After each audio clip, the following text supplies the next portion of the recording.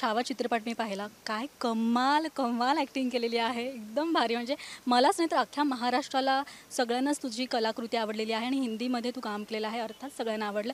तर असा कोणता खास क्षण जो नेहमी तुझ्या कायम सोबत राहील असं काही? सिनेमातला. हो, येस. पण अख्खा सिनेमाच कायम मी नेहमी सांगतो की छावा हा सिनेमा माझ्याकरता एक ध्रुव तारेचं स्थान आहे माझ्या छावाला माझ्या आयुष्यात. कारण सगळे सिनेमे एका बाजूला अर्थात तेही खूप माझ्या जवळचे आहेत पण तरीसुद्धा सगळे सिनेमे एका बाजूला आणि छावा एका बाजूला. याचं कारण छावा हा माझ्या माझ्या राजांचा चित्रपट आहे. त्यांच्या आयुष्यावरचा, त्यांच्या बलिदानाचा, त्यांच्या त्यागाचा, त्यांच्या शौर्याचा सिनेमा आहे तो. आणि त्यामुळे एक संतोष जुवेकर, एक मराठी, या महाराष्ट्रातल्या मातीत जन्माला आलेला माणूस मी, एक जीव, आणि त्यामुळे माझी निस्सीम भक्ती माझ्या महाराजांबद्दलची. त्यामुळे हा चित्रपट माझ्या खूप जवळचा आहे. त्यातलं रायाजीची भूमिका करत असताना रायाजी मालगे हा अष्टकातला एक त्यांच्या जवळचा, त्यांचा दूध भाऊ, त्यांचा मावळा सरदार. आणि जेव्हा संगमेश्वरला शेवटच्या क्षणी जेव्हा सगळे एक एक एक जातात तेव्हा रायाजी मालगेंचा जेव्हा शेवट होतो तेव्हा तो जो सीन आहे जिकडे रायाजी हाक मारतात की राज, आणि आता पाण्यात बुडतोय आणि आता फक्त मनात तेव्हा त्या फिलिंग आल्या होत्या.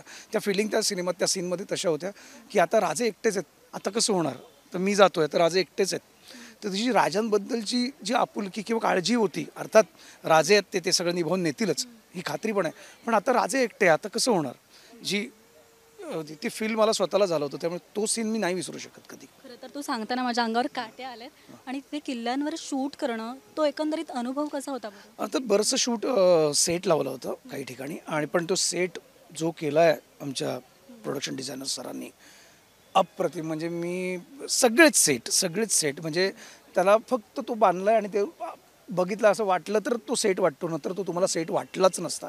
इतका इतका जिवंतपणा त्या प्रत्येक वास्तूत त्यांनी उभा केला आहे. मी वास्तूच म्हणतो, ती वास्तू उभी केली जिवंतपणे. आणि मग आम्ही भोरला शूटिंग केलं, संगमेश्वरला, भोरच्या वाड्यात वगैरे, म्हणजे संगमेश्वरचं सीन.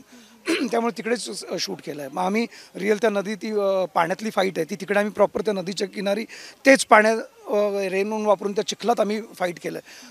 अनेक जणांना लागलं आहे, पडलेत, धडपडलेत, काही रक्त आलं आहे, पण केवळ जिद्द आणि एक आस्था आणि भक्ती की महाराजांचा चित्रपट करतोय, त्याच्या पलीकडे काहीच नव्हतं दिसत. सो आता नवीन वर्ष सुरू झाल्यानंतर आपण एक ठरवतो की आपल्याला ह्या वर्षात हे करायचं आहे, संकल्प म्हणा किंवा एखादी नवीन गोष्ट शिकायची पण इच्छा असते, आपण ह्या वर्षी हे करूयात. तर तसं तुझं काय आहे? मी नेहमीच असा संकल्प वेगळा नाही आहे, तोच आहे. फक्त जेवढे प्रयत्न केलेत त्या प्रयत्नात अजून थोडासा वाढ कसा करता येईल, कसं योग्य प्रकारे ते प्रयत्न आपल्याला चॅनलाइज करता येतील याचा विचार करूया. आणि काही गोष्टी आपल्याकडूनही चुकतात, काही समोरच्यांकडून होतात. तर मला वाटतं त्या गोष्टींचं कसं आपण काय म्हणू त्याला, ते कसं त्याला काय संगम करून कसं त्यातनं योग्य काही कुठली गोष्ट कशी बाहेर काढता येईल याचा विचार करूया. आणि छान राहूया यार, लोकांवर प्रेम करत राहूया, विचारांनी छान राहूया आणि आपल्या कामावर लक्ष देऊया. आपण आपल्या कामात कुठेही कसर सोडू नका. तुमचं काम, तुमची वेळ, तुमचं नशीब ठरवतं.